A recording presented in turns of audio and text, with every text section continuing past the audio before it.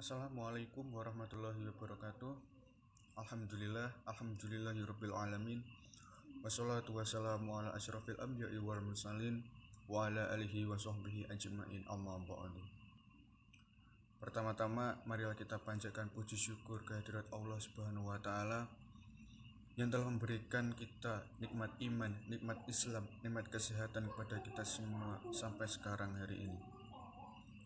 Sholawat serta salam tidak lupa kita curahkan kepada junjungan besar Nabi kita, Nabi Muhammad SAW, yang kelak kita tunggu syafaatnya, kita tunggu pertolongannya di hari kiamat. Kami dari kelompok 5 akan mempresentasikan tugas kelompok kami tentang kemukjizatan Al-Quran. Apa sih kemukjizatan Al-Quran itu? Hal yang harus kita ketahui sebelum membahas itu adalah kita mengerti apa itu arti kata mukjizat. Kata mukjizat terdiri dari kata a'jaza yu'jizu i'jaz, yang memiliki arti membuat seseorang atau sesuatu tidak mempunyai daya apapun atau menjadi lemah. Sedangkan menurut Kamus Besar Bahasa Indonesia atau KBBI dijelaskan mukjizat adalah sebagai berikut. Mukjizat berarti suatu peristiwa ajaib yang tidak dapat dijangkau oleh akal pikiran manusia. Terdapat pengertian mukjizat oleh beberapa ulama, diantaranya adalah Imam Al-Jurjani yang menyebutkan dalam kitab Ta'rifat, mukjizat yaitu perkara yang terjadi di luar adat kebiasaan yang mengajak pada kebahagiaan dan kebaikan dengan disandarkan dengan pengakuan kenabian seorang nabi, yaitu bertujuan untuk menampakkan kebenaran yang mengaku-ngaku dirinya sebagai utusan Allah Subhanahu wa taala. Definisi lain juga dijelaskan oleh Quraisy Shihab yang menyebutkan bahwa mukjizat yaitu peristiwa luar biasa yang terjadi pada seseorang yang mengaku-ngaku sebagai seorang nabi sebagai bukti kenabiannya yang sengaja ditujukan pada orang-orang yang menantang atau meragukan kemukjizatannya agar melakukan hal yang sama. Namun kenyataannya mereka tidak mampu menandinginya. Dari definisi yang telah dijelaskan di atas, menurut penulis, definisi mukjizat yang relevan dalam pembahasan ini adalah ayat atau tanda kebesaran Allah yang mengungkapkan ketidakmampuan seluruh makhluk, meniadakan seluruh kemampuan makhluk untuk menciptakan semisalnya, dan dibuktikan melalui kebesaran Allah Subhanahu wa taala. Dengan demikian, definisi mukjizat dalam definisi tersebut bukanlah perbuatan Nabi semata, bukanlah juga termasuk kemampuannya, melainkan hal itu datang dan tercipta dari sisi Allah Subhanahu wa taala yang diturunkan berdasarkan kehendak-kehendaknya. Assalamualaikum warahmatullahi wabarakatuh. Saya akan melanjutkan, yaitu pengertian mukjizat Al-Quran. Telah dijelaskan pada keterangan di atas bahwa mukjizat merupakan bentuk isim fa'il. Jadi kata mukjizat dalam bahasa Arab yaitu ijaz merupakan derivasi yang sama namun berupa isim masdar yang menunjukkan arti untuk mukjizat atau dengan arti dasarnya berupa melemahkan atau membuat sesuatu tidak mampu. Al-Quran adalah kalam Allah yang diturunkan kepada Nabi Muhammad melalui malaikat Jibril sebagai petunjuk bagi umat manusia. Membacanya merupakan suatu ibadah.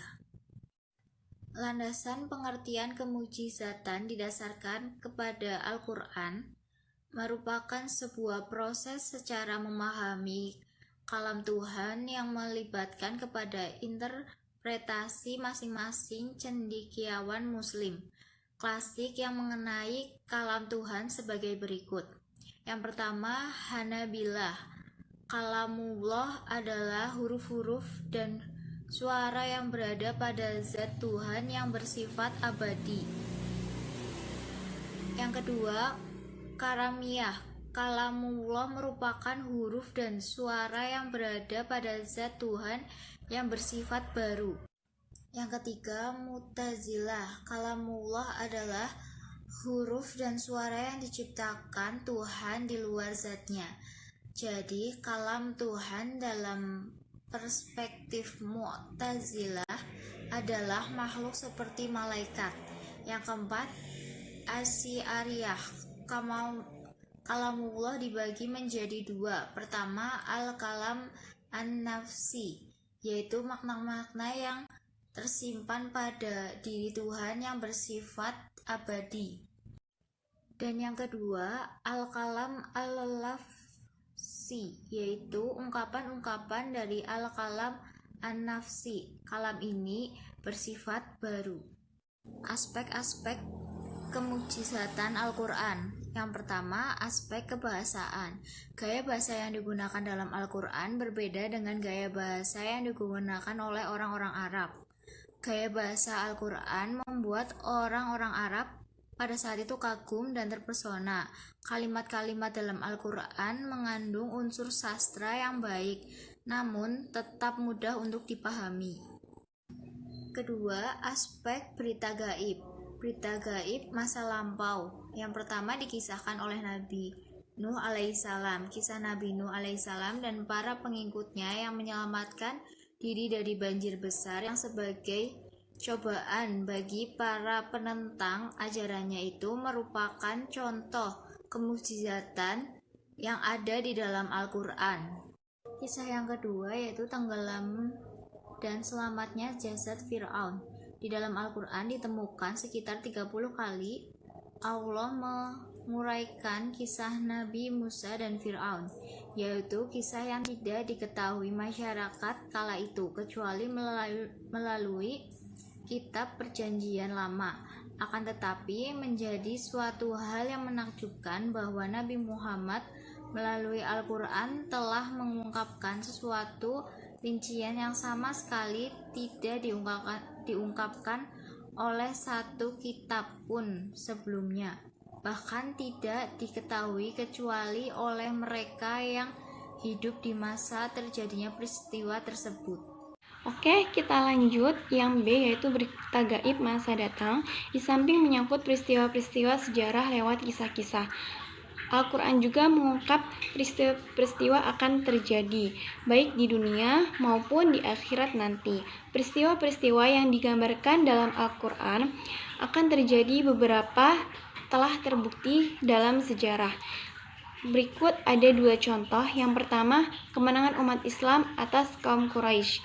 Kemenangan umat Islam atas kaum Quraisy digambarkan dalam surat Al-Qamar ayat 45 yang berbunyi sayuhzamul jam'u wa yuwallunal adbar. Golongan itu pasti akan dikalahkan dan mereka akan mundur ke belakang. Melalui ayat ini Allah menginformasikan kepada Nabi Muhammad SAW bahwa kaum Quraisy akan dapat dikalahkan. Ayat ini diturunkan pada masa Rasulullah yang masih tinggal di kota Mekah. Beberapa tahun kemudian, tepatnya pada tahun 8 Hijriah, mereka dikalahkan secara tol dan dalam peristiwa Mekah.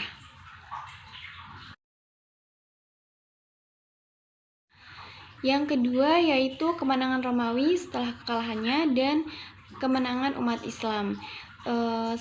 Informasi terkait kemenangan Romawi setelah kalahnya dan kemenangan umat Islam dijelaskan dalam surat Ar-Rum ayat 1-5 dan Al-Anbiya ayat 30. Saya jelaskan dari salah satu ayat ini, yaitu surat Al-Anbiya ayat 30 yang artinya, dan apakah orang-orang kafir tidak mengetahui bahwasanya langit dan bumi itu keduanya dahulu adalah suatu yang padu. Kemudian kami pisahkan antara keduanya dan dari kami jadikan segala sesuatu yang hidup. Maka mengapakah mereka tiada juga beriman?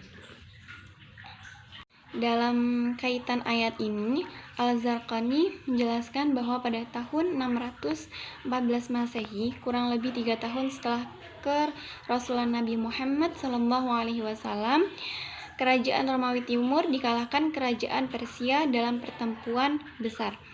Kekalahan tersebut merupakan salah satu tragedi besar bagi kehidupan umat beragama. Karena bangsa Romawi adalah penganut agama Samawi, penerus ajaran Nabi Musa dan Isa, sedangkan bangsa Persia adalah penganut Majusi.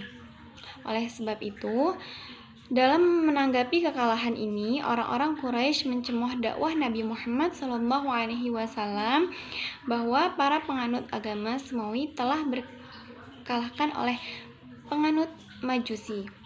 Kini Nabi Muhammad SAW dengan kitab yang dibawanya hendak mengalahkan kaum Quraisy. Bagaimana mungkin keinginan tersebut bisa terwujud? Yang akan terwujud justru orang-orang Quraisy akan mengalahkan mereka. Kecewaan umat muslim akibat kekalahan tersebut yang diperparah dengan ejakan dan cemoohan menjadi latar belakang diturunkannya ayat-ayat tersebut di atas untuk mengobati kekecewaan umat muslim. Oke, kita lanjut. Yang kedua yaitu geologi gunung-gunung sebagai pasak. Para ahli geologi mengatakan bahwa lapisan kulit terluar bumi yaitu keras dan padat, sedangkan lapisan dalamnya berupa panas dan cair, sehingga tidak mungkin adanya kehidupan di dalam bumi. Para ahli juga mengatakan bahwa radius bumi sekitar 6.035 km, sedangkan lapisan kulit luarnya 2-35 km. Karena lapisan luarnya terlalu tipis, hal itu memungkinkan terjadinya guncangan. Pegunungan berfungsi sebagai pasak yang menahan bumi untuk bergeser dan menjadi penstabil bumi. Dijelaskan dalam surat An-Naba ayat 6-7 yang berbunyi, Alam naj'alil arda mihada. Bukankah kami telah menjadikan bumi itu sebagai hamparan? Wal jibala autada, dan gunung-gunung sebagai pasak. Kata autad berarti pasak atau tiang. Dalam sebuah buku yang berjudul Earth disebutkan bahwa salah satu fungsi gunung adalah untuk menstabilkan bumi, bahwa gunung memiliki akar di bawahnya yang jauh lebih besar pada bagian yang terlihat di luar, persis seperti pasak yang menjaga kestabilan bumi. Al-Quran menjelaskan tentang hal ini dalam surat Al-Anbiya ayat 31 yang artinya, dan kami telah menjadikan di bumi ini gunung-gunung yang kokoh agar ia tidak mengguncang bersama mereka, dan kami jadikan pula dia di sana jalan-jalan yang luas agar mereka mendapat petunjuk. Gunung-gunung berdiri tegak. Gunung memiliki akar di bawahnya yang jauh lebih besar dari bagian yang terlihat di luarnya. Hal ini membuat gunung berdiri dengan tegak. Hal tersebut dijelaskan dalam surat Al-Ghasyiyah ayat 19 yang berbunyi wa ilal ardi kaifa nusibat. Dan gunung-gunung bagaimana ia ditegakkan. Banyak isyarat-isyarat ilmiah yang dikemukakan Al-Quran 14 abad yang lalu yang dapat diketahui oleh manusia pada abad-abad bahkan tahun-tahun terakhir ini. Al-Quran mendorong manusia agar memperhatikan dan memikirkan alam semesta. Al-Quran tidak membatasi aktivitas manusia dan beraktivitas akal pikiran manusia dalam pemikiran alam semesta atau menghalangi dari penemuan ilmu pengetahuan. Demikian, kemujizatan Al-Quran secara ilmiah terletak pada dorongannya kepada umat Islam untuk berpikir di samping membuka pintu-pintu ilmu pengetahuan dan mengajak untuk masukinya, maju dalam dan menerima segala pengetahuan baru. Mungkin cukup sekian presentasi dari kami. Jika ada kata-kata yang masih kurang, mohon dimaafkan. Ada kebaikan datangnya dari Allah Subhanahu wa Ta'ala, dan ada kesalahan datangnya dari kami sendiri. Syukron ala ihtimamikum. Wassalamualaikum warahmatullahi wabarakatuh.